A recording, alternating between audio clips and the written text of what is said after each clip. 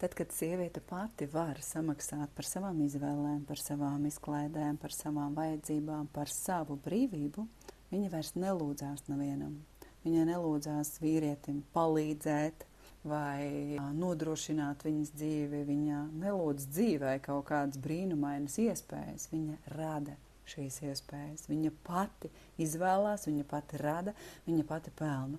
Un tieši tādā brīdī viņa sāk izdarīt savas izvēles apzinātāk un brīvāk, jo viņa var, nevis viņai vajag. Un tad ir ļoti būtiska atšķirība tajā, kā mēs vispār dzīvojam un veidojam savu dzīvi, dzīves kvalitāti un notikumus savā dzīvē. Tādēļ es esmu izveidojis tādu komūnu, tādu grupu Telegramā, kurā es nolēmu atbalstīt sievietes šajā pārliecībā un iedrošināt veidot savus ienākumus, savu dzīves kvalitāti un visas savas izvēles labākas, tīrākas un apzinātākas. Ja tu gribi pievienoties, uzraksti man komentāru un es tev nosūtīšu linku.